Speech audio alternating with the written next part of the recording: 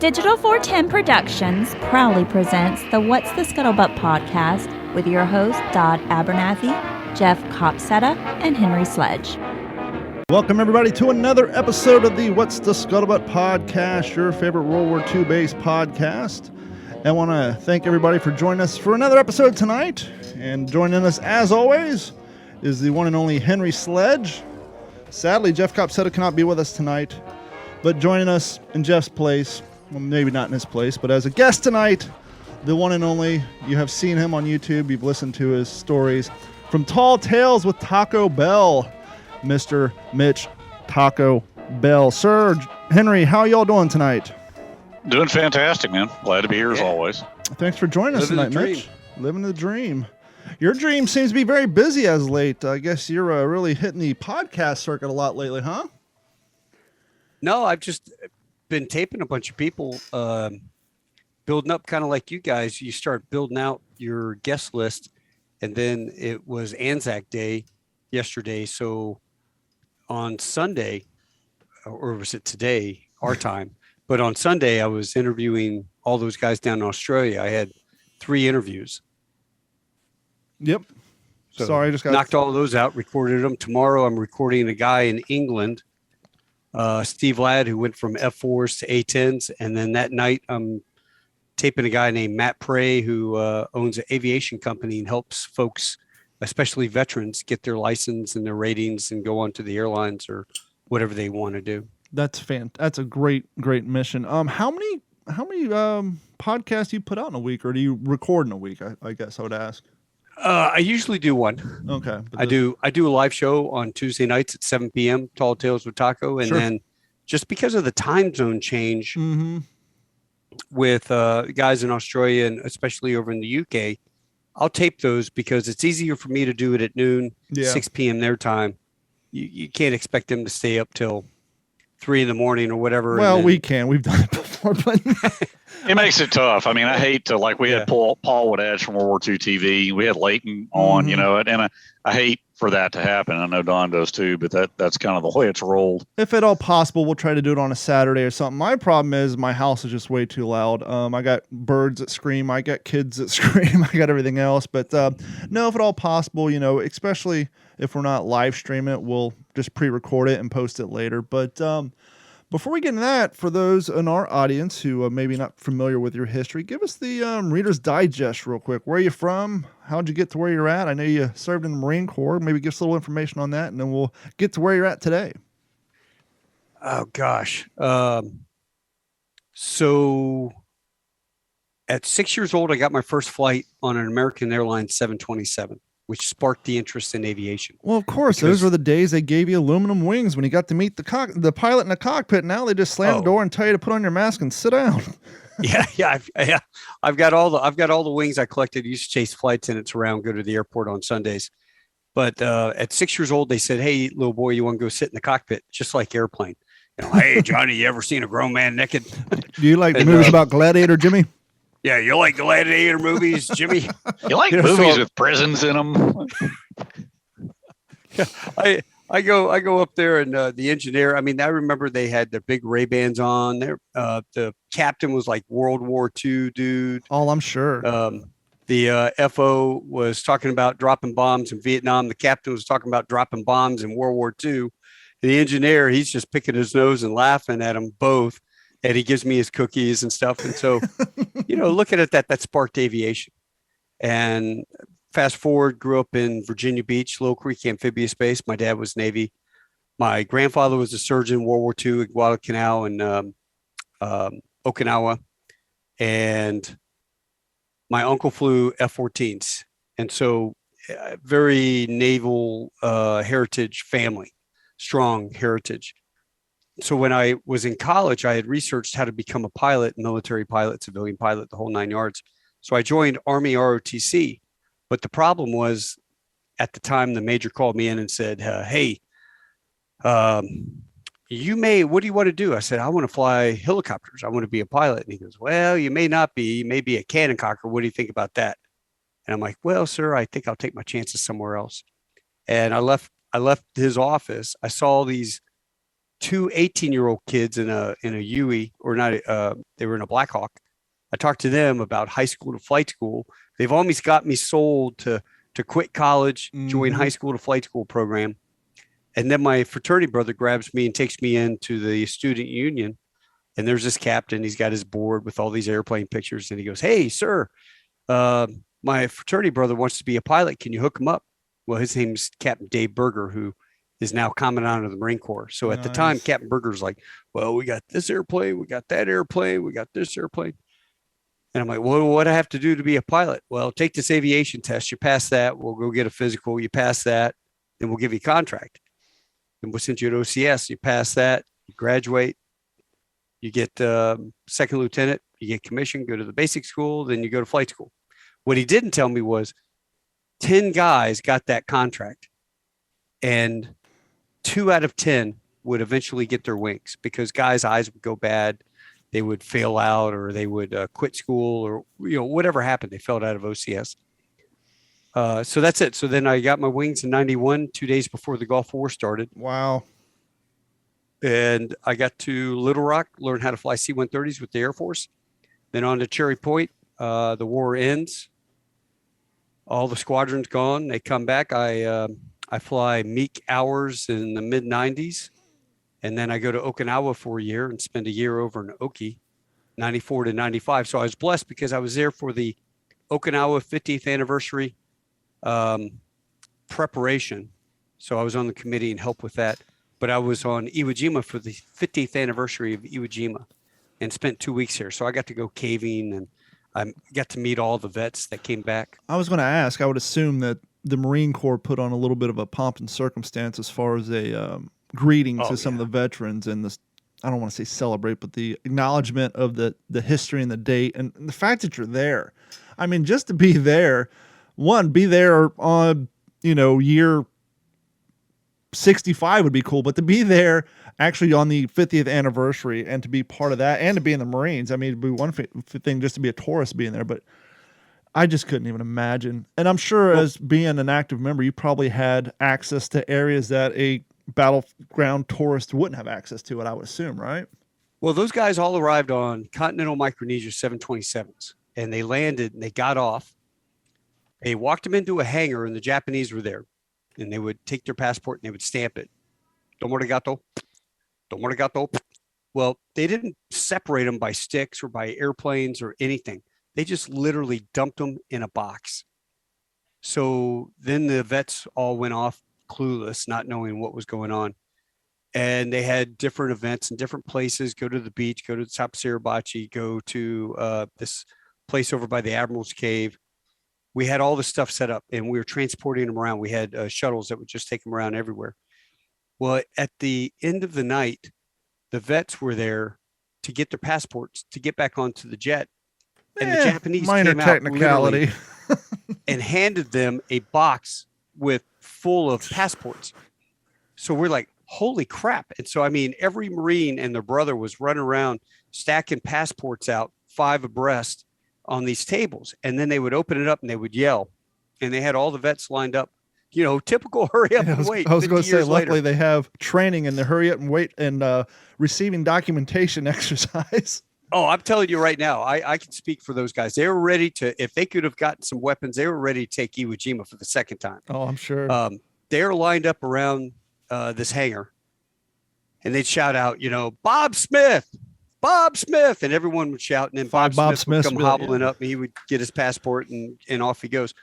So I took that opportunity, and I had a map laminated of Iwo Jima, and I'll show it to you here. It's in my man cave. Nice.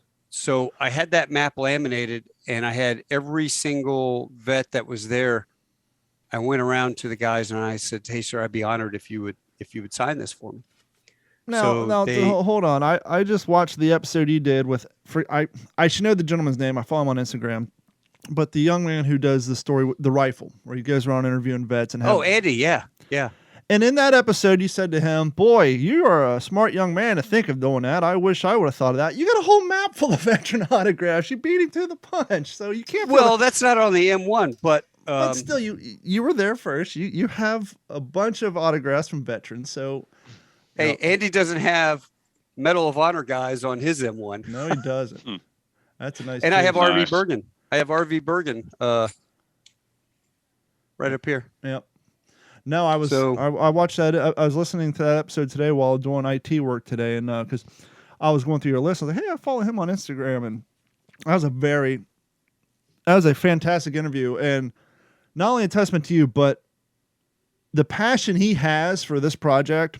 Incredible. And the fact that when you showed him a picture from somebody he met in 2016, not only did he know the gentleman, he knew the story, but there was a moment where he got very sentimental and damn near got on the precipice of starting to get a little emotional just thinking about the experience he had interviewing him some 6 years ago. Now that's true passion for the project and what he's doing.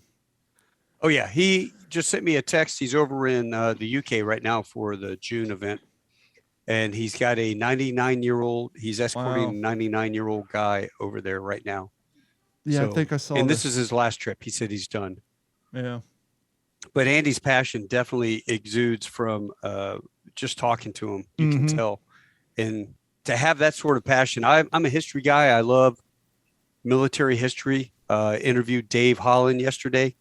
And you guys have had him on your podcast. Incredible fella. Yeah. Especially for us that are stuck over here that can't take a $12,000-$15,000 battlefield tour. Like those guys that go to Iwo Jima, I'm not sure how much it cost for them to go back in 95. But I can tell you they were only there for the day. Yeah. That's a very long, expensive journey to make it over there, but cathartic. There were guys that got down on their knees and broke down. It was the first time they've been back since, 45. As a matter of fact, I'll tell you this story real quick. Yeah, go ahead. I was driving around with one of my buddies, and we're in the Humvee, and we see this dude all by himself, out in the field. Stop. And so I jump out and I run across, and I'm going out there, and this guy is by himself. He had gotten away from the group and had made it all the way from, if you're looking at the top Suribachi, he was probably about a mile south of Suribachi, half mile maybe. And he'd gotten away from everybody. He was looking for his foxhole. So I'm like, sir, you got to come with me. You got to come with me. And he goes, no. I'm telling you, my foxhole is right around here. There's a tree stump. It was getting shot up. There was a stump there that had a log, and it was all shot up. And I was in here and da.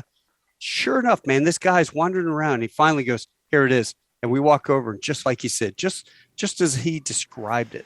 And it's amazing to think that stump and that tree hadn't rotted away in the last 50 years. That it was still, enough of it was still there to act as a marker and a landmark. That is amazing.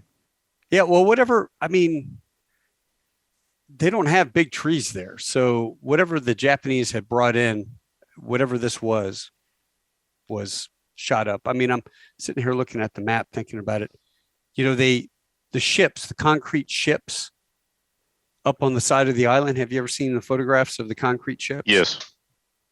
They were all exposed. You could walk onto them from the beach. So I walked onto this concrete ship, and the ocean's lapping down below, and parts of it's coming apart and stuff like that. But I mean, it was still there, and I guess they had floated these things out there, and they were going to build a piers and a little area for safety for the ships. Kind of like what we did in off of Normandy.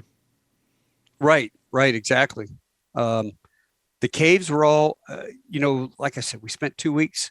So that place has been occupied since 45, and they had Coast Guard had a Loran station there, I believe, and they also did the military did sea rescue B-17s out of there. So if a ship was sinking or had issues, they could send a B-17, drop a lifeboat. But I'm telling you right now, the caves are largely unexplored. The Japanese that are there, they don't go looking for dead Japanese. I guess they grew the fingernails out in their hair. They'd shave it off, send it back to their folks. So when they were dead, their folks had something to bury them. So they don't worry about the body in their, Shinto religion or whatever it is. we'd go walking, we would go through the caves, and it was incredibly hot. It would be like 110 degrees down there, still volcanic heat. Now, was there a noticeable height difference in the tunnels compared to your American body, or what? Yeah, you had to dip down a little bit, but it was enough for two people, so you could have a column of guys going this way and column going this way, and they had carved in the walls racks, little places you could get it. So I'm not sure if you had to get some equipment or something. Everybody could pile off into these little bits, or if they wanted rest, they could jump in there and try to rest. But that temperature, I'm not sure how the hell they would ever get rest. But the Korean slave labor that dug that stuff, they kept those guys off the coast in little huts. If they died, they just rolled the bodies off into the ocean. The sharks were there constantly. There was a lot of stuff about that island that's probably got bad juju written all over it. Now, prior to you being stationed there and prior to your enlistment in the Marines, did you have any sort of preconditioned interest in the topic of World War II, or was being stationed there kind of what sparked it for you? No, I grew up on Little Creek Amphibious Base. Okay. So, my dad was Navy. He was chief engineer on a ship. But the guy next to me was a dentist in World War II on a ship. And this is 1973. I'm cutting grass for this guy. You would go check out a mower from this lady, and I would go cut grass for $2 a lawn or $2.50 a lawn. Well, this guy, he's moving, and he liked me, and he goes, "I've got something for you, Mitch." And he hands me a Japanese samurai sword that he won in a card game over in the Pacific. What age were you? Oh, I still have it. No, so what age were you? God, I would have been about 8. Nowadays, we can't even give our 8-year-olds a BB gun up. Neighbors freaking out, let alone a captured samurai sword from the Pacific. Imagine taking that to school. No, so I go back. Well, you could back then. Nowadays, forget about it. They'll stop you at the sidewalk. Yeah, I'm sitting there on the couch, and I open it up across my legs and slice the top of my legs. Oh, it was, it wasn't deep or anything, but it cut me. And my mom's like, "What happened to your legs?" Nothing. But we used to go Dempsey dumpster diving. I don't know if you guys did that growing up, but my Boy Scout B hut was right next to the SEAL team, SEAL Team 2. And my neighbor, Barry Heath, was a Royal Marine stationed with the SEAL team guys, the exchange tour. So I got to meet Dick Marchenko when I was a kid, all these SEAL guys. And we would go over to the Dempsey dumpster and go diving on Monday nights after Boy Scouts. So we'd pull out uniforms, and I've got 2 Law rockets in my garage that I still have. They were expended, but radios, lights. We'd find all sorts of stuff on Monday nights when we went diving in their dumpsters. That's great. Apparently the EOD didn't have to blow any of that stuff up, at least not the non-explosive stuff. No. The Law rockets were all expended. They just threw those canisters in the dumpster. But as a kid, you watched all the war movies and Rat Patrol, and any war movie that came on, we would go watch it. So we play Army in the Woods. Now, if I'd spent all the time with my dad, which I should have, he was a mechanic, he would pull the engine out of his car and he would say, "Hey, come help me." And I'm like, "No, Dad, I'm with my friends." Now I get the same. I feel like, what's that song? Cats in the Cradle. Yep. I get the same thing. I'm like, "Hey, son, we're taking the Fox, this big armored vehicle. We're taking the Fox for breakfast. Michael's going to be in his Humvee. Dad's going to drive the Jeep. Let's go." Nah, I'm spending the night with my friends, Dad. You go ahead. Just got home from work and the kids got the flu, but sure nice talking to you, Dad.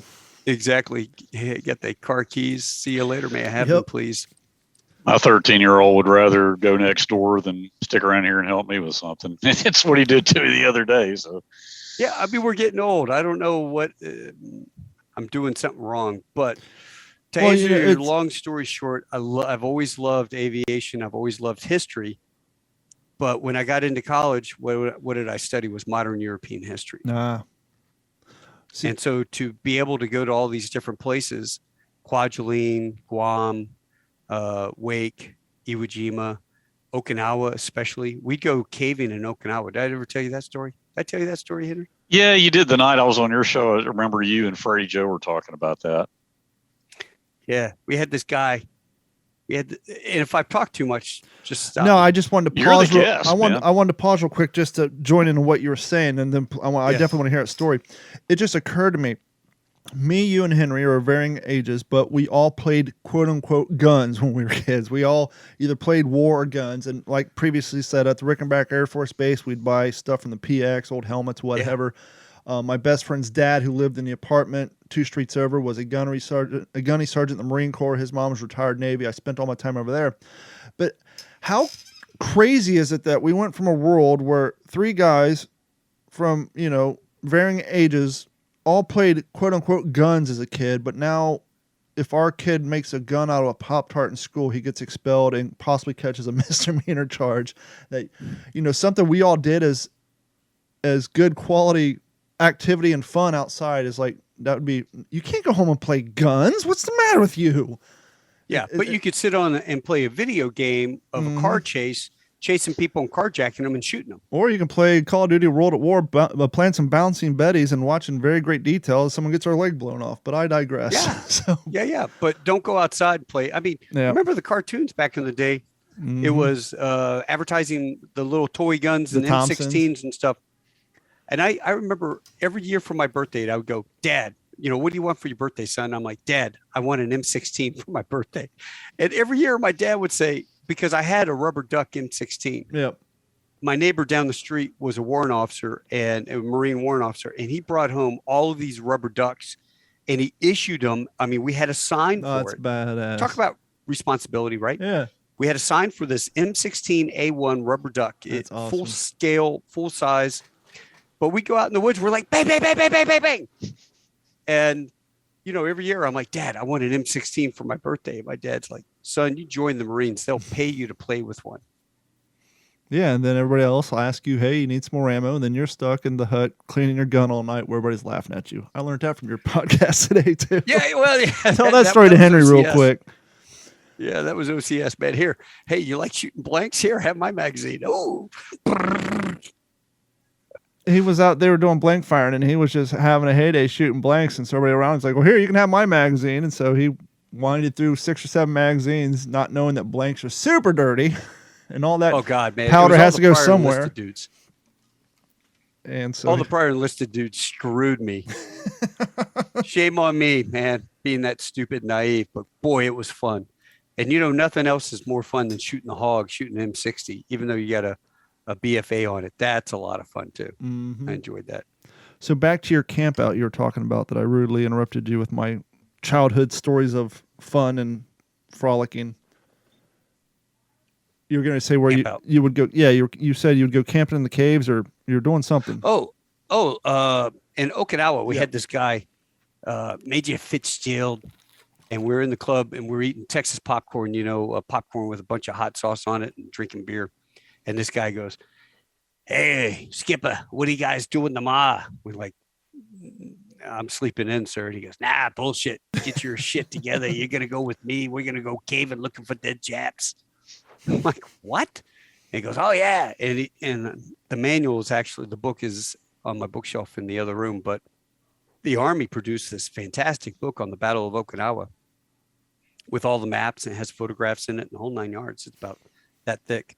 Oh, I thought you were going to say that you were issued a manual of things not to do while stationed on Okinawa, and subsection C said go cave diving for Japs in the middle of the night. Yeah, no. We went next day, but the problem is, you got habu snakes down there that are highly poisonous. Spiders and everything else. Well, the spiders are huge, the big banana spiders that drop out of the trees. So when we're sitting there driving along, you can see the outline of the ridge, and all the trees and stuff are up there, but you can make out the ridge line against the photographs that were, all bare back in World War II, but you can kind of make out that ridge. And so he'd be like, turn left, turn right, turn left, turn right. And it was like, stop. So we get out and we have our canteens on.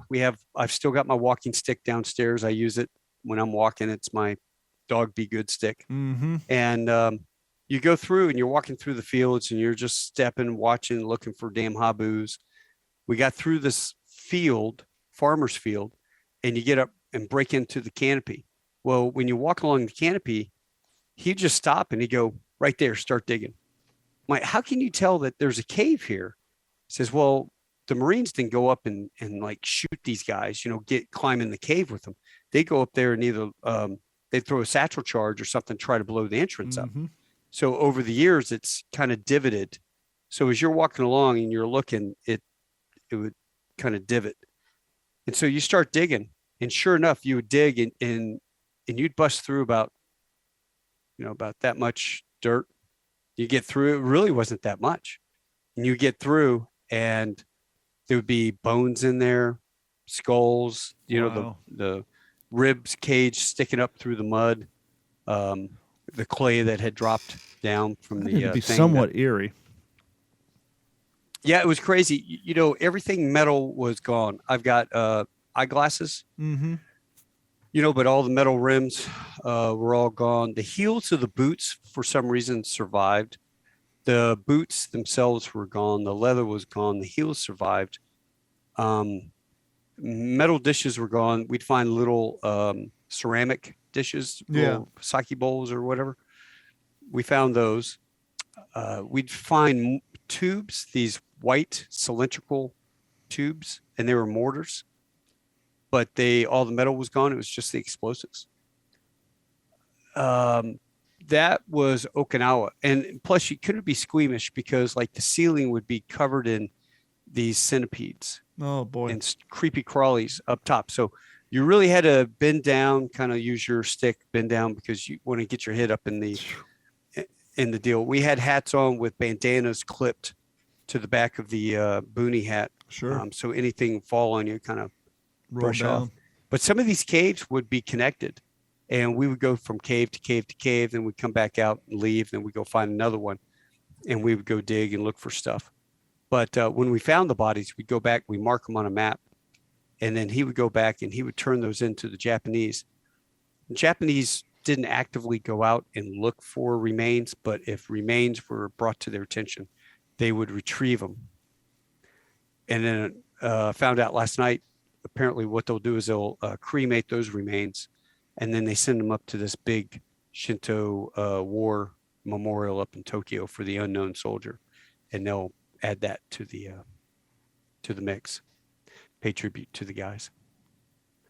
So yeah, we did that. And then in Iwo Jima, we went, but you were kind of like Little Red Riding Hood, leaving breadcrumbs. We had string and stuff like that. Yeah. Cause you start kind of going down into these caves, and all you have is, you've got we had the real primitive lamps, and it would have like 4 battery, super 2 dim by batteries here. today's standards. Yeah, back in '94, it was really primitive.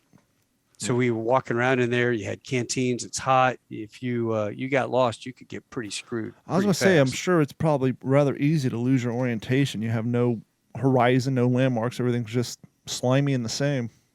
No, you got nothing. Now, Okinawa was wet and slimy with bugs. Iwo Jima was dry. I wish I'd get up and go get it, but it's a canteen that I found over there that I brought back from Iwo Jima, and a 1,000-stitch belt. And Okinawa, I have a ceramic hand grenade. Wow. Because they ran out of metal. So they make these ceramic hand grenades. Unbeknownst to them, they were more mortal than a regular hand grenade because the ceramic pieces don't show up on X-rays. Yeah, maybe living with it for a long time. Yeah. Well, if they can't find it, it's severed in the body somewhere. Mm-hmm. Yeah, and it's just sharp. You could be fine for years, and one day just lean the wrong way and cut something. Yeah, exactly. Yeah, they were dangerous. So what year did you get out of the service? I joined in '86. I retired in 2015. Oh, a nice long run. Well, active, I probably have 12 years active, and then the rest of it's reserves. What got you into the history telling business? VJ Day, like 2 years ago. COVID had hit. I was sitting at home. I called up Don Graves, who was Iwo Jima vet, and I got him on the speaker, and I was talking to him, and I was videotaping Facebook Live. I just did a Facebook Live and I put it up on the counter and I'm just leaning over talking on the telephone. Sure. And then I called Carmen Giese, who was he was one of the glider pilot guys that went in.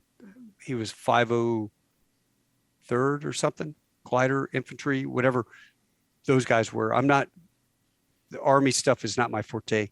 Sure. But I called him up and I talked to him. Hey, what was your, you guys had already ended in Europe, but what about Japan? Oh yeah, we celebrated that too. Mm-hmm. Still couldn't go home, but we celebrated it. So I had those guys on. Then somebody said, "Hey, you ought to do a podcast." I'm like, "What the hell is a podcast?" Joe Rogan wasn't on my radar at the time, and I didn't know what the hell to do. So I did a. When podcasting first came out, I resented the name so bad. I hated the name long before I ever got on podcast because I'm a computer guy and I'm like anti-Mac, and the fact that they named this form of broadcasting after the iPod it irked the hell out of me, and I hated the name for the longest time. But now it's just synonymous for internet radio show. Most people don't realize, it's named after the iPod. But yeah. So instead of broadcasting, they called it podcasting because most people listen to it by downloading to their iPod. And it just, as a computer guy who was anti-Apple, it just drove me nuts for years, but I finally got over it. But that's funny because, it was like, well, I do have a whole host of really interesting friends and connections. And I said, you know what? The first person, I was RV Bergen. Do you guys remember? RV? Yep. So I was at his funeral and he'd asked me to give his eulogy. So I gave the eulogy, and at the end, I met Scott Gibson, who you guys have had on. Mm-hmm. And Scott gave me a coin from the Pacific, and I'm just such a nice guy. And so my first person was, hey, it's still kind of around VJ date. Let's talk to Captain Haldane, Yeah. And so he was my first guy, but it was with Facebook. It didn't work at all. It was a failure. Yeah. So I have 87 episodes, including Top Gun stuff. But officially, I think it's at 83 Tuesday, over 90 total. But my very first one with him didn't work. My second one, I got StreamYard. And then from there, I had Dale Dye on. We talked about his time with Band of Brothers and how he got into it in the whole 9 yards. Then my third one was Don Graves from Iwo Jima. And then it just kind of kept going, anybody that interests me. Hey, you're an SR-71 pilot. Sure. Oh, that's right. Hey, you want to come on my podcast? So that's how it started. Yeah. Of course, they always say, oh, you got a podcast? Everyone's got a podcast. I'm like, yeah. I was talking to somebody the other day about that because, he's a couple years older than me and he plays music. And I was joking around with him. I said, in 2022, having a podcast is like having a garage band in the 80s. Everybody has one. And you use that same analogy with me when I first met you. Yeah, I was like, if you're looking to do a podcast to get famous or make money, look somewhere else. If you want to do a podcast because you love the format and you want to share information with people and you're happy if 4 people listen, then this is the format for you. But we've been going. I started in 2019. I have to look at my logo. For those of you new to the show, if you look at the WTSP logo and you wonder why it says WTSP, it has 0172018. That is the air date of our first episode, which would have been January 7th, 2018. So that's cool. Started out with me by myself. At the time, I was working in terrestrial radio. And so I started doing it on the side. And I made the wise... For those of you working in radio, I made the wise decision when they came to me and said, hey, we're annoyed with all your World War II talk, but we think maybe do a 30-minute once a month thing on World War II and maybe we can get it out there. But I was smart enough to say, sure, let me do it from my house. Yeah. So I do it from my house, on my equipment, on my time, don't get paid for it. Guess who owns it? Me. If I would have done it at the radio station on their microphone, on their equipment, guess who would have owned it? Them. So I made sure to set everything up in my house so I could separate the two. Did it on my own time, not on the clock, never got paid for it. So when I left radio, it wasn't an issue because even though they hosted like the first 10 episodes on their site as well, because I did it on my own equipment, on my own time, off the clock, It was all mine. So that's kind of how I got into it. And for the first few years, it was me alone. And then Jeff came on. And then, I don't know, I think he and I did quite a few episodes. And then Henry was brought to me through a friend of ours that I do living history with. And it's been gangbusters ever since.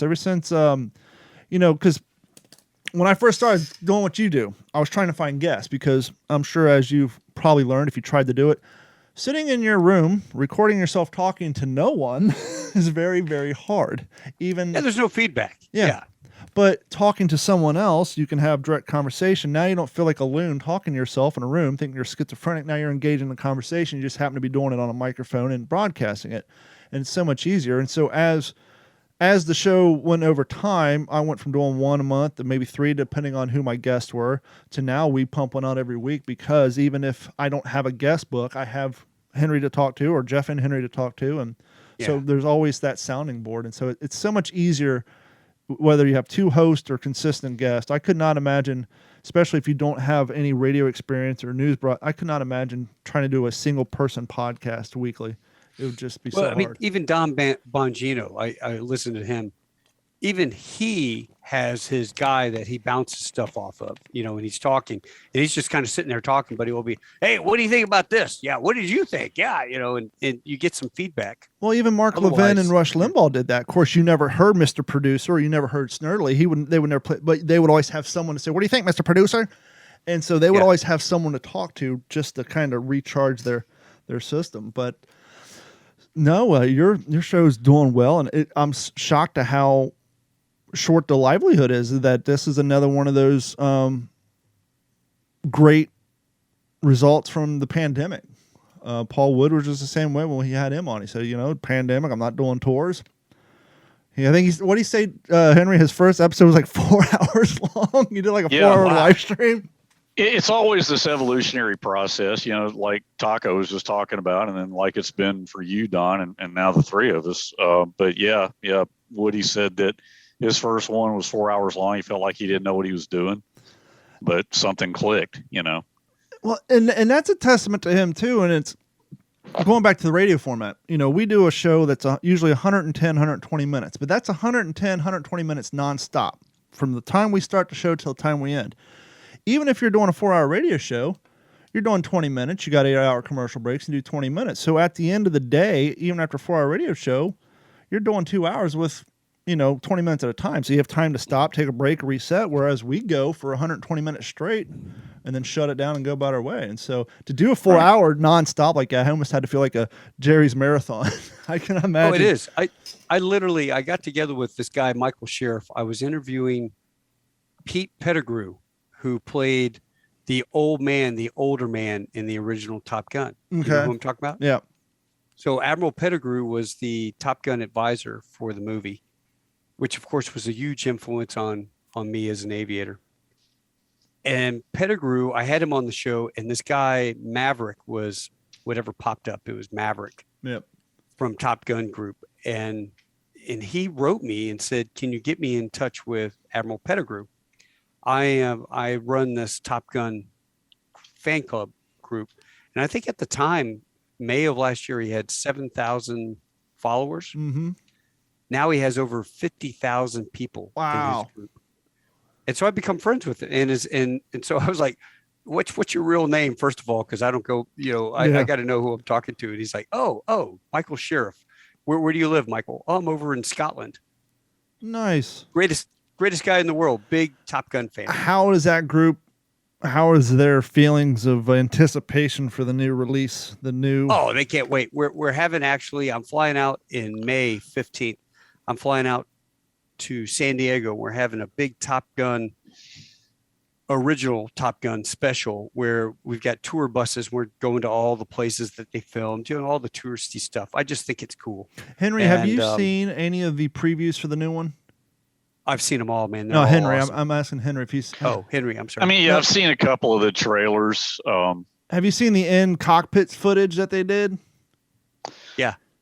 If I did, it was really brief. What they did on this new one is they did all the in-flight scenes in dual seat trainers, and they just filled the cab full of cameras. And so when you're watching the movie and they're flying, you actually see the G-forces on their face so they can get their more realistic looks when they're pulling these maneuvers. And so all the, Tom Cruise, a badass, he does all this stuff all the while, but the supporting cast, a lot of them cats have never been in that situation. And so they're up in these trainers and you just see their face peeling back and all that. And so when you see the movie and you see all that on their face, that's not sitting in a simulator doing, CGI. That's them in a dual-seater training, getting full G's in effect.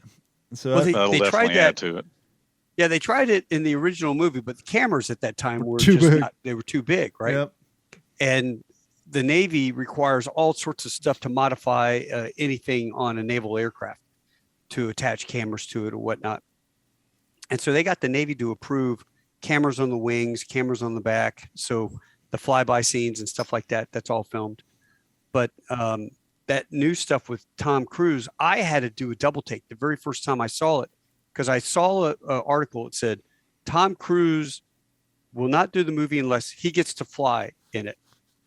And that's what it said. Yeah. And then I see this video of him and you see him doing his stuff and then he breaks away and he's in a solo F-18. He breaks away and I'm going, holy crap. I get on my forum with my military buddy, aviation guys, and I send a message. I'm like, did they really let that fool fly an F-18? And they're like, no, dude, editing. He's in the back of a F-18 two-seater. Mm-hmm. And so it's just the way they edit it. And they've got the stuff to make it look like he's flying back there. And I go, good Hollywood, man. But even still, just for an actor to be put in the back seat of one, and to me, that's almost scarier because I'm a bit of a control freak. You put me on a wave runner that goes 80 mile an hour in water, I'm driving, I'm great. You put me on the back seat where I got my arms wrapped around somebody doing 45 and you feel like you're going to die. So to be in the back, not in control, that to me is almost scarier. Yeah. And, think about COVID. All those actors, they're the very first movie went gangbusters. This next movie is going to launch them into the stratosphere. Mm-hmm. And they've had to wait for 2 years, thanks to China, to get this movie out. Yeah. And when this comes out, we have a pilot shortage right now. Mm-hmm. We do. And there's no ands, ifs, or buts about it. The Air Force is begging guys to stay. The airlines are hiring. We're seeing it every day. When this movie comes out, I pray that a whole new generation of kids watch this thing and go, that's what I want to do. I want to be a pilot, military pilot. So let's keep our fingers crossed that a whole new generation, 34, 35 years later, get sparked like I did back in 86. Well, I was going to say, if history repeats itself, it will, because that's kind of the joke of people who joined the Navy when Top Gun came out. They thought it was going to be all Top Gun, and most of them didn't even become pilots. So if history repeats itself, they probably will. I'm sure if you went and looked at the archives, you would see a huge spike in Navy enlistment when that first movie came out. Yeah, and the other one was Final Countdown. When we walked out of the movie theater in Virginia Beach, Final Countdown came out. There was a recruiter, Navy recruiter, sitting out there with his little booth with pamphlets, handing them out to everybody, because that F-18 going against the Japanese, what a dream, dream come true. F-18 squadrons against the entire Japanese fleet going against Pearl Harbor back in 1941. Yeah, baby. You trying to tell me that Iron Eagle didn't have that same effect on naval enlistment? No, that was Air Force. Iron Eagle, that was Air Force. What movie was that? Iron Eagle with I never heard of it. You've never heard of Iron Eagle with Lou Gossett Jr.? Oh, that's because it's an Air Force flick. I'm just teasing, man. That was the worst movie ever made. It was, but I was 12 when it came out, and it was on heavy rotation on early HBO. And so I watched the hell out of that movie. But it was pretty bad. That probably appealed to you because you're like, hey, I'm almost 16, 17 years old. I could be flying this F-16 if my dad was CO of the base or whatever. And come on. I mean, he saved time by playing his headphones. He said, hey, this will catch up on time. And it put him in the zone, man. That movie was horrible. Now, Red Dawn, that was a great movie in the 80s. Except for the remake. Top Gun was a great movie in the 80s. Apocalypse Now, Platoon. Henry's digging his claws in, hoping I don't bring this next one up. But since we're on bad movies, this wouldn't be the episode of the What's the Scuttlebutt podcast if I didn't ask you, one Mr. Taco Bell, what are your opinions on The Thin Red Line? The greatest war movie ever filmed up in Guadalcanal. Gosh, are you kidding? There you have it, ladies and gentlemen. We won't go into the fact it was the only movie filmed in Guadalcanal, but the greatest movie ever filmed in Guadalcanal. No, you know what? From what I remember, it's not a movie that I own. Yep. Nor is it a movie that I think I have ever seen on TV, which says something. So yeah, no, it was some good fiction from what I've heard, but yeah. Let me ask you a question with your history with the Marine Corps. I was surfing through eBay as I tend to do, and I came across a patch. Well, that's an interesting looking patch. Blue patch, has 5 stars on it, a red diamond, but instead of a skull or a number 1, it had a weird little icon, and on further inspection, it was a barrage balloon. Were you familiar at all with the 1st Marine Amphibious Corps, and in this case, the attached barrage balloon division? No. Check out this patch. It's supposed to be original. Did you buy it? Yeah. Look at that. I've never seen that. So I Googled 1st Marine Amphibious Corps. Let's see. The 1st Marine Amphibious Corps, or 1MAC, was the formation of the United States Marine Corps. It was created on October 1st, 1942, with most of the staff transferred from Amphibious Corps Pacific Fleet.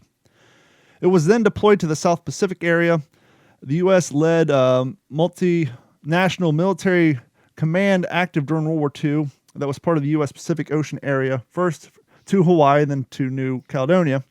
When the Marine Corps was not satisfied with the leadership of its commander, Major General Clayton B. Vogel, and Commandant Thomas Hokum ordered Alex Vandergrift to take command. Vandergrift commanded the 1st Marine Division during the Battle of Guadalcanal, as we all know, and promoted to Lieutenant General. General Vandergrift carried on its command of the corps, and next designated command, yada, yada, yada. But then it says... Corps. Yep, Corps. The 1st Marine Amphibious Corps consisted of the 3rd Marine Division, the 37th, this is where it gets interesting, the 37th Infantry Division, United States, and the 8th Brigade, New Zealand. Now, the interesting thing about this 37th Infantry Division, that was the Army's all-black division of barrage balloon crew. And so basically they took parts, and this is just the brief study I did today after getting this patch in the mail. I'm going to do a lot more research on it. But from what I can tell, and it took a lot of surfing around because when you just Google the barrage balloon division, very little comes up. But from what I can tell, they attached some of the gentlemen from the 37th Infantry and sent them down to the Pacific. Obviously, we don't see a whole heck of a lot of photos from the Pacific with barrage balloons, but they were down there for a short period of time, and they were attached to the 1st Marine Amphibious Corps. So. And you're saying that was an all-black unit that did the balloons? The 37th Infantry Division from the Army was attached to the 1st Marine Amphibious Corps, and they were in charge of doing the barrage balloon stuff. But like, imagine finding one of those guys. Yeah. So, and this is kind of, and Henry and Jeff and I talk about this a lot. One of the things that interests us is finding the stories that we don't know a lot about, that we hear a lot about. So when I saw that on eBay, I was like, "Ooh, I'm picking that up." And then I got it in the mail today and just started doing some minor research. I'm going to do a lot more to find out a lot more about that division. But yeah, it's pretty interesting. That's a problem. We're too late. Yeah. I mean, Henry, God, think about if you could go back in time to go with your dad to the reunions. Or my grandfather, in my case. My grandfather served in Europe. As a project, Yeah. Hey, I'm doing a history project for school. Let's talk. Or kind of like what Andy does when he hands them the M1, and those guys just open up and start talking. Mm-hmm. The opportunities that you had. Unfortunately, nowadays, guys, we're relaying stories that we've heard secondhand. Yep, third hand. Right. And it's third hand, and it's not even the same. Well, I mean, I've told the story before, Taco. I mean, and Don's heard it. I got to meet Snafu, in 1984. He and his wife came to visit my dad and my mom, and I walk in and there's this short, stocky guy sitting there, and my dad introduced, Snafu, this is my son Henry, and I knew who Snafu was because hell, I'd read my dad's book twice by that time. Mm-hmm. And I wish. I mean, I shook his hand. It was great to meet him, but I retreated from the room to let them do their thing, and I wish I had stayed in there. Yeah. I wish I could travel back just 7 short years. I was telling Jeff one time before I ever did the podcast, I do computers for a living. And I was down at Fort Myers Beach. I got called down to this ice cream parlor to work on their security cameras. And I'm walking out, and there's a car parked right on the sidewalk. The gentleman's daughter or granddaughter was inside. He was sitting in the passenger seat. He had a 1st Marine Division hat on. And walked up and asked him what years he served. He said 41 to 44. And so instead of asking the generic questions, people, you ever kill somebody? I just simply said, so you were down in, did you send you down to New Zealand? Yep. Were you there for the New Zealand dock worker union strike?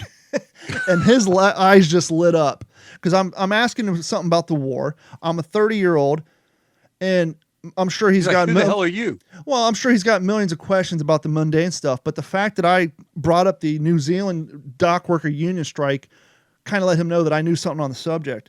And he started, he was talking about the rain and the mounds of all the boxes falling apart. And we sat there and we talked for 30 minutes about his time in the Marines and down in New Zealand and all that, but not once do we bring up combat. And just, you could see him, by not bringing up the combat, I sparked all the good time memories he had. Yeah. And it's like, looking back on now, it's like, that was 4 years before I started this podcast. That would have been such a great interview. I wish I could have handed him a business card and say, hey, can I call you on the phone and record it, But he and I just had a one-on-one 30-minute conversation about his time in the service, and not once did combat come up. And he enjoyed it so much. He went from sitting in a car by himself, sitting out in the Florida sun in front of an ice cream parlor, to talking about the good times with a random 30-year-old on the beach. And but it's amazing to think, like, my dad's 84. Vietnam era guys are getting up there, and they're dying, and yet you got these guys that are 10 years older, and they're World War II guys just passing away, and we're not capturing the stories. So highly encourage everybody out there, if you've got a young kid, find somebody. The Korean veterans, they're getting long in the tooth. The Vietnam veterans, start recording their stories and catch these guys, because once they're gone, they're gone. And we've mentioned that on the show. That's part of the reason why when I open the show, I say World War II base, because yes, we do a lot of World War II stuff, but in the past I've talked to vets from other eras, and Jeff and I talked about this early on. One, we want to talk Korean War too, but I've actually had people email me, I knew somebody who's a vet, but they weren't World War II, so you're probably not interested. I'm like, no, I'm interested in all. Because to say I'm not interested in your time serving during the Gulf War is basically me putting value over someone else's service. No, we're interested in all, which is why we had that caveat up World War II base, because, we do from time to time breach into other campaigns and all that. And so, we talk about that where if I come across a Korean War vet, I actually have business cards. I need to make up some for Henry and Jeff. And I've done that in the past where I walk into a grocery store and I see somebody Korean War vet. Come up, introduce myself, give them a business card. Either they call me or they don't. And it's incredible. As a kid living on that base, I hung out with this kid, Kerry Christoph. His dad was Rear Admiral Christoph of the base, and Rear Admiral Christoph was one of the first Navy SEALs. Wow. Back in World War II when they were the UDT. What were they? UDT, underwater demolition team. Frogman. Yeah, he was UDT guy and highly awarded and all that. And here I had the opportunity as a 10-year-old, but no, I'm back in the room with Kerry playing Queen on the 45s. Ishmael, no, we will never let you go. Let him go. His dad's probably like, you're playing Tron on the video game, Nah, we didn't have that. We had Pong. Yeah, that's even better. Atari Pong with the two paddles. Yeah. Yep. Waiting for Pac-Man what we used to do? release. We'd go to the base and we go in and you had to have an ID card to get into the PX, right? So we were 8, 9 years old. We would walk in behind somebody. We go, "Oh, that's my mom." See, that's in Because they had an Atari demo. And you go back into the TV section, stereo section, and we'd sit there and play that game for hours on a summer day, Here's another one of my eBay finds. I like to buy crap that no one else. Check this out. USMC. What is that? A pencil? These are okay. So you're a it's logistics tag or something. You're a logistics officer, or whatever. And you're loading up ships with Marine Corps gear and crates with bands on them. Well, how do you distinguish the Marine Corps gear from the Army or the Navy, with the exception of stamps? These are band clips that they would put on the steel bands on crates. Oh yeah, okay. And I found a pack of 3, so I got one in my collection. I'm gonna send one to Henry and Jeff. I've been sitting on these. Just silly little things. When's the last time you ever seen a United States Marine Corps World War II crate band clip? Never. Well, guess what? You're gonna have one in your collection here soon.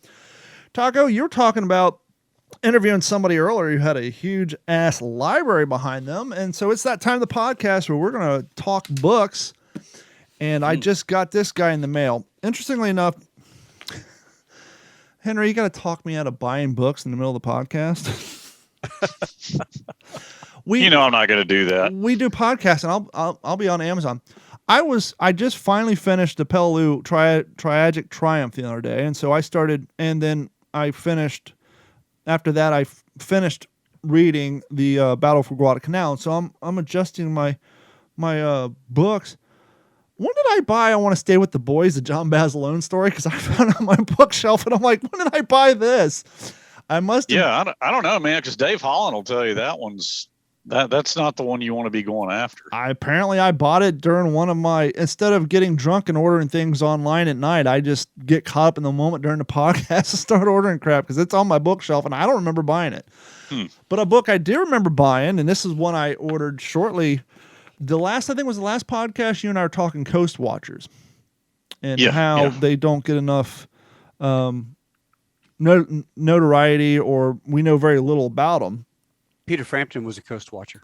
Really? On Baa Baa Black Sheep. Nice. You don't remember that? Actually, I do. I'd forgotten that. Yeah, Peter Frampton, man. He was big, right? And there he is. He's a Coast Watcher in Baa Baa Black Sheep, and they rescued. I didn't know what's his name got shot down. Didn't know he did a lot of acting. I knew. No, he's not a very good actor. Yeah, it's kind of like in 200 Motels when Ringo Starr played Frank Zappa, which was weird. But anyhow, this book is by Walter Lord. It's called The Lonely Vigil, The Coast Watchers of the Solomons. And I got this in the mail today, and I started reading it briefly while waiting for my internet to come out because Comcast had a 7-hour internet outage statewide. This thing, I'm only 21 pages into this, and I'm already hooked. This is a very, very interesting read. When was it written, Don? 1977. Okay. And in the forwarder, he talks about going back to Guadalcanal and talking about how some of the overgrowth was there, but you could still find stuff. But yeah, this was first published in 77, and this book itself, it was a 77 edition. I don't know if this thing's limited. I had to search around because the first 3 or 4 of them I found were like damn near triple digits for price tags. It's like, what is the name of it again? The Lonely Vigil by Walter Lord. It's The Lonely Vigil. The full title is Coast Watchers of the Solomons. It has a very 1970s title. Henry, hold down the fort while I grab the book cover. Okay. Yeah, I've got that. You've got that book, Taco? Yeah. And so the cover is watercolor, and it's very hard to see from a distance, but it's got a very 1970s watercolor of some Japanese bombers in the background, a couple of cats with... Yep, same book. Have you read that one yet, Taco? No, I haven't. If you have a lull in your reading or you just finished a book, I'll tell you what, I'm only 21 pages in. Oh, is that autographed? Yeah. Nice. Give it a read. I'm 21 pages in, and the writing's so well done that it's almost one of those you can't put down books. So I wrote the name down. I want to check it out. Yes, it's a good one. And they basically focus on 4 of the 100 coast watchers, because at the very beginning they said within 2,500 miles they had 100 coast watchers. Mm-hmm. And once again, I'm only 21 pages in, so I don't have the names memorized. But one of the stories that stands out, I think it was one of the coast watchers who was stationed off of the Florida Islands. They're talking about early on, some of the coast watchers kind of saw the way the wind was blowing, so they're kind of planting food and supplies in 3 different areas around Guadalcanal. And they're talking, was the Battle of Coral Sea? Was that the first battle? Yeah, Coral Sea. So during the Battle of Coral Sea, one of these Japanese ships gets sank, and some of the survivors wash up, I think, on an island off of, I think it was Florida Islands. And the Coast Watcher who was running the area, he saw the way the wind's blowing, so he's starting to pack up, and he's going to ship out in the middle of the night. Well, one of the local natives who was a doctor, you would think, doing all the goodness of his heart, he went to go patch up some of these Japanese sailors who were burnt up from the fire. And so the next morning, the Coast Watcher takes off, tries to get the doctor to go with him. Doctor says, nah, I'm good. Thinking the doctor wants to stick around to help more injured people. When the Japanese land, the doctor, in what some might say a poor decision, went up to the representatives of the Japanese Empire and demanded payment for services. At which point is arrested, let's just say heavily interviewed to the point where he gives up all the information he has about Coast Watcher's whereabouts. So luckily, prior to getting captured, the other Coast Watchers already ran for the hills. And this is all explained by page 21. So it gets to the thick of it pretty quick, but it's just like, you think it's a good idea to tell the generals of a Japanese landing craft that you want payment for providing aid to their wounded men? Yeah, well, James A. Missioner gave me a bunch of stuff, and this book was one of them. And it's been on my shelf. I've never read it until you said it. Now I'm looking at the postcard from Walter Lord. It says, "Dear Jim, glad your retirement doesn't mean an end to the missionergrams. Glad you like Dunkirk. I liked that one a lot.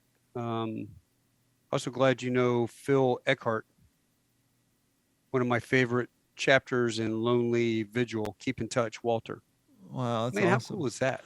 Well, and I can kind of understand why you didn't read it, haven't read it yet. So, because once again, it's got a very 1970s watercolor cover. That cover's not like the most enticing World War II thing. But yeah. After Henry and I were talking on the last episode about Coast Watchers, I just went on. Like I said, I actually just Googled Coast Watchers, and I actually had to keep searching around because I don't know if this thing's in limited press. But some of the price tags on some copies of that was pretty steep. Really? Like, what were these going for? Oh, no. Let me look. See, I tell my wife, don't sell this crap at a yard sale for $1. And don't sell it for what I told you I bought it for. Yeah, this one is copyright 1977. Yep, same one. I have first the hardback. Published in 77, so it's got to be first edition. Yep, I have the hardback version. But yeah, I'm telling you, Taka, just pick it up and start reading it. You'll be quite happy that you did. Well, I'm glad you brought that up because, I've looked at that.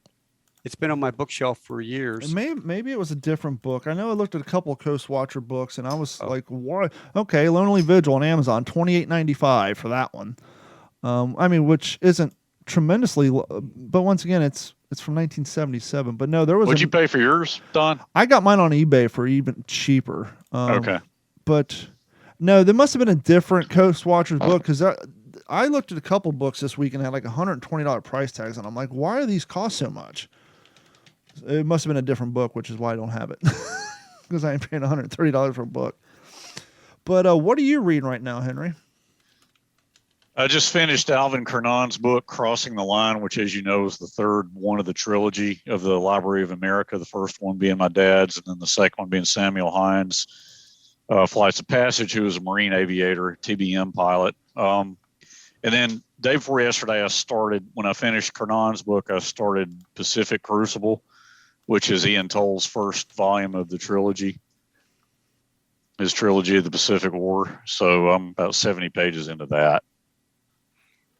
And I'm having so much trouble finding the time to knock the books out. Well, that's why it took me 3 months to read Paul Tragic Triumph between all the podcasts and closing business down. I was the same way. I'm like reading 15 minutes a night, if that. Yeah, I'm interviewing that F4 pilot, and I'm reading his book. But what's kind of funny about his book, halfway through his book, he hasn't talked about flying. Huh. Halfway through the book, I'm crying because it's stuff that they did as dumb lieutenants, like capturing this donkey and letting it loose in the O Club and fighter pilot stuff. And you're sitting there going, oh my God, you'd be arrested and kicked out of the Air Force in today's standards. Yeah. If you were caught doing half the crap that they were doing. So Pretty fun. when you had time to read some books, what's the last good book you can remember reading that? Because we actually have people emailing us saying, oh man, you talked about this book and I went out and bought it. So people actually they listen for the books that we're reading and they give it a run. Not to put you on the spot. I mean, if you haven't read a book in a while. I just read this, Red Eagles. It's not World War II, but fine. I never knew that we had secret MiGs. We had an entire squadron of secret MiGs that we flew against our fighter guys. Like, were these American built, or were these ones we bought on the black market somewhere and painted them up? Black market. I mean, idiots. They had some guys from Yemen or something fly their MiGs into Israel, or just stupid stuff. And the airplanes would find their way over to Area 51, and they had a top secret base over there in Area 51 where they not only did all the testing against the airplanes and the capabilities, but then they would put those guys up against our F4s and F-14s and whatnot to give them real life combat. I never knew we had that. I mean, it was such a top secret program. I mean, it was only declassified like 10 years ago. I mean, it makes perfect sense because every plane, depending on the model and the shape, it has a different maneuverability in a flight, as sense. And so if you're going to train to go up against a certain type of plane, it behooves you, if you will, to have that plane to chase down. But no, I never knew that either. Well, what's funny is, when we shot down the 2 Libyan MiGs in the early 80s, those F-14 guys had gone up against these secret MiGs. And they talk about the startle factor. When you first come canopy to canopy with a real MiG, you're just like, holy shit. Can we cuss? Yeah, go ahead. Holy shit. That's a MiG. Yeah. MiG, and it kind of throws them out of their OODA loop. Well, by dogfighting these guys and understanding what their capabilities are versus yours, they were so over-prepared when they went up against the Libyan MiGs and shot them down. It wasn't even fair to those guys. Have either one of you, and that's why I was searching for this, have either one of you seen the documentary called Above and Beyond the Birth of the Israeli Air Force? No, but I read a book about it. I have a book. I have a book somewhere on. Check it out, Henry. The whole birth of those guys. Being an Air Corps guy, and the reason I bring this up is you sparked my memory talking about the black market MiGs. How this whole thing kind of started is Israel obviously needed an Air Force, but basically through some creative fundraising and the enlistment of retired World War II pilots, they bought some World War II airplanes at auction, but they couldn't fly them over to Israel because of all the politics involved. So what they ended up doing is somehow they bamboozled down South America. They bamboozled, was it Cuba or Venezuela? It was one of those countries where they basically said, hey, we're going to either donate or some sort of weird, we're going to bring these planes down and make them part of your airlines or whatever. They registered them down there, and then they basically stole them in the middle of the night, flew over to Israel. That's how they got some of them. And then they bought other planes where they ended up buying them, taking the wings off of them, shoving them in the back of freight planes. And the whole story is just insane. You have to watch. I'm not giving it justice. I was watching one on Netflix, and you're just watching, you're like, how was this never made into a feature movie, what these guys went through? It was top secret. You would go interview up in New York with the guys, and then they would hire you, and it was all super secret. Mm-hmm. They were going over and they were buying ME-109s, and they were crating up ME-109s and shipping them over to Israel and fighting the Palestinians or whoever in ME-109s, Jews flying German fighters. Bizarre. Yep. They were using Spitfires, P-51s. They would bring them over through Switzerland, and then they would bring them down, and the weather was a factor and getting them in there. I've got the book. Yeah, and it was all wicked illegal. So any one of them gotten caught smuggling these airplanes were looking at, but Jail time. most of them were World War II pilots, and they wanted that adrenaline rush. They wanted to get back in the sky. They weren't happy with their civilian plane. And I'm watching this documentary, I'm like, someone needs to make a Hollywood feature about this. Is just too damn interesting. But it's a great little documentary. It was on Netflix. It's called Above and Beyond. It came out in 2014. It's a very, very good documentary. So that'll be my Netflix suggestion of the week. Well, yeah, I will go back my bookshelf in the other hallway. I will find the book that I read on that and send you a picture of it. Sure. That is the book that movie or documentary is based off of. It's fascinating. I've had this queued up since the beginning of the show. And so we rarely do this, but for Mr. Mitch Taco Bell, this is for you. What's that? Oh, hold on. Might help if I unmute my player to prevent weird background noises. Here we go. Ever been in a cockpit before? No, sir, I've never been up in a plane before. You ever This is young seen Mitch. a grown man naked? Do you want me to check the weather, Clarence? No, why don't you take care of it? Joey, do you ever hang around the gymnasium? We better get back now, Joey. No, Joey can stay here for a while if you'd like. Could I? Okay, if you don't get in the way. Flight 209er to Denver Radio. Climbing to cruise at 42,000. We'll report again over Lincoln. Over and I out. know you. Wait a minute. I know you. You're Kareem Abdul-Jabbar. You play No, I'm not, kid. I'm basketball Roger for the Murdoch. Los I'm an Angeles airline pilot. Lakers. I'm sorry, son, but you must have me confused with someone else. My name is Roger Murdoch. I'm the co-pilot. You are Kareem. I've seen you play. My dad got says you season suck. tickets. I think you should go back to your seat now, Joey. Right, Clarence? No, he's not bothering anyone. Let him stay here. All right, but just remember, my name is Roger Murdoch. I'm an airline pilot. I think you're the greatest, but my dad says you don't work hard enough on defense. And if you And he had to says drag that so lots and of so up times and down you the don't court. even run down court. And that you don't really try, except during the playoffs. The hell I don't.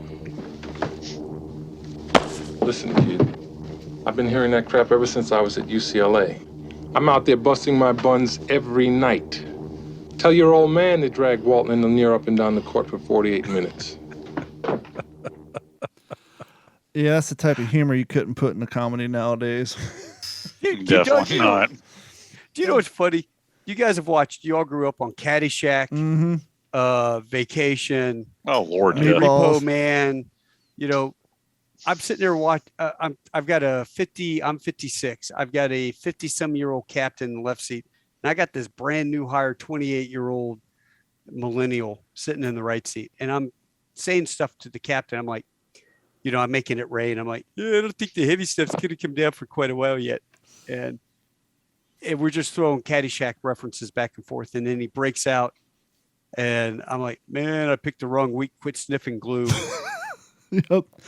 And finally the kid turns around and he looks and he goes, what code are you two speaking? Oh, I wish I was there because I would have looked at him to what's say, go and say, pray to Jay, the same old, same old. See that booty down, lay him down and smack him, yak him. Excuse me, stewardess, I speak jive. Oh God. Chump want no help, chump get no help, jive ass turkey got no brains anyhow. Taco, what is the name of the gentleman standing over your right shoulder? Oh, that's gotta have that is Gunny. Do you know who is your favorite Marine that worked with all the guys doing the boot camp? Talking about Dick Dye? Or are you talking about? Was that Freddie Joe? That's Freddie Joe. Oh. So Freddie Joe, I was out in San Diego in October, and he gave me that uniform from the Pacific. That's fantastic. That's Steve. He said he was going to give me one on that night I was on y'all's show. He said he was going to give me one, but I never heard any more about it. So It don't matter. You got the real McCoy hanging on your I wall. actually have. Now, what is yours? That's Harvey? that's just Steve. I'm a living historian, and I never show Steve on the camera much. But what I do, because I don't wash my uniforms, because when I do living history, I want them to look real. After each event, I simply come home and put them on Steve and allow him to air out. And so the last event I did, I was wearing my Army HBTs, but if I do a Marine Corps event, I'll come home and hang either my P41s or my P42s on them. So Steve there usually has a different uniform, but this has been a dead season for me because back in February, I blew the soles out of my jump boots, and I got to get them repaired. So I'm kind of that, and I'm in a career transition. So I'm taking this season off, but I'm going to get back into it heavily next year. But yeah, it's so funny. I'm sure you have this experience too, because you usually have a stormtrooper, somebody standing there. Do you ever have the guests come over? Oh, yep, there you go. I remember when I first got this mannequin, My kids hate it. It scares the shit out of them. Well, that's what I was getting to. Guests would come over. Where can I put my jacket? Oh, you can put it in the studio there, and open the door. Ah, there's somebody. it happens every time. The first time someone comes over and they open that door, they're just jumping through their skin because they think someone's in the room. Freddie Joe. Oh. I think my internet may have gone out again. Oh, you're back. I think my internet's starting to break up. My internet was out for 7 hours today, and you guys are starting to break up. That's brutal. Oh, you're back. You got me now? Yep. Freddie Joe. Yeah, Freddie Joe, I had James A. Missioner's uniform from Iwo Jima on that mannequin. Nice. And then I was out there, and Freddie Joe gave me his uniform, and I'm like, I'll put this one back in the closet and throw him on. Well, my internet is getting a little shaky, so I think that's no better time to wrap it up before we lose connection again. Real quick, thank each and every one for hanging out for another episode of the What's the Scuttlebutt podcast. If you enjoy the show and you want to help support what we're doing here over at Digital 410 Media, please head over to WTSPWorldWar2.com. Click on that orange Patreon link. You can sign up for Patreon. It only costs you $1 a month. If you kind of like us, if you sort of like us, you can sign up for $3.50. Or if you like us like Winnie Cooper on the Wonder Years, you can sign up for the Long Arms Deep Pocket Plan. It's $7.50 a month, and after month 2 we will send you a free WTSP t-shirt, kind of like the K-Ration dinner shirt I'm wearing right now. You can't see because my microphone's in the way. And while you're there, please click on the link and head over to YouTube and look for Digital 410, or click on the link through our website and like and subscribe to our channel, and you can help us out that way. But if you don't want to buy a t-shirt, that's fine. If you don't want to subscribe, that's fine. If you don't want to sign up for Patreon, that's fine too. But as our friend Mitch Taco Bell can tell you, the best way to support a show is just to share us with a like-minded friend. Doesn't cost you $1. Just say, hey, check out this podcast. And we'd greatly appreciate it. And speaking of Mr. Taco Bell, why don't you put out the links and the plugs for your page, sir? Tall Tales with Taco Bell on Facebook and YouTube. But I was also going to say, Dave Holland, go look him up on YouTube, Walking a Battlefield. He just sent me a message. He was listening in. Yeah. He's what is it? 10 in the morning there. It might be 11 and 12 in the afternoon. But yeah, I freaking love that. Good historical stuff. And what you guys do is fantastic. Oh, I appreciate it. I'm putting my schedule together for May, and I'd like to have all you guys over on Tall Tales with Taco. We'll intersperse and have a little fun. Fantastic. You got all our contact information. And as always, we can't forget the super busy Mr. Henry Sledge. Henry, what you got coming up on your plate, sir? The only thing I'm going to plug really that I need to is the Thursday. It was supposed to be tomorrow. It's going to be Thursday. The Veterans Breakfast Club is going to have an Okinawa show. Ooh. They've got the 6th Marine Division historian and 2 Marine veterans from the 6th who were at Okinawa. And they invited me to sit in and just, offer a little. I'm not going to say much. I want to hear what these 2 guys who are actually there have to say. Sure. But I think just as an honor to my dad, they invited me to participate, so that'll be cool. Awesome. Well, you may want to prepare a little bit just in case age kicks in for those gentlemen, and they need you to help fill some time. So just be prepared for that. I'm reading the Marine Corps Commemorative Series volume on Okinawa, actually, nice. to do just that, Don. You're right. Yeah, because hey, before you go, Henry, I've always wondered, did your dad wash that uniform behind you? Was that ever washed, or was it just like thrown in the bottom of the sea bag? And no, he washed it. That one right there. I mean, that's definitely his. I mean, the shoulders are ripped out of it. It's got his initials on the collar. But my mother and I have actually had some conversations. She thinks there's another one that he actually wore in combat on Peleliu, and I do remember him showing me one in his closet when I was a kid that was like really bleached out. Yeah. But he claimed before he died that was it. But I don't know. I mean, I have another one of his dungaree jackets that I sent to the Museum of the Pacific War out in Fredericksburg, Texas, but I kept this one. So, I mean, it was his. Now, did he wear that one in combat? I'm not sure, but You know what else you'd be impressed? Do you have his hat nearby, or is it far away? it's in the closet in there. He has his HBT hat that not only did he wear during the war, but he wore to mow the lawn. And this thing is Well, when I was really small, but it's that's his K-bar and a Japanese bayonet right up there. But the HBT hat, Taco's seen all that stuff. I've seen this stuff. It's the Henry Sledge Living Memorial. I need to make a trip over and come see you. well, the thing I love about the hat is it is so salty that the edge of the brim is even frayed, and you can see the material of the texture inside of it. And I'm a HBT hat guy. I love the P41s and P44s. I got like 3 of them, and actually sent Henry another one to wear, but I just love that damn hat. But that's going to wrap it up for this, guys. And so thank you guys so much, and we will talk to you all next week. This has been a Digital 410 production.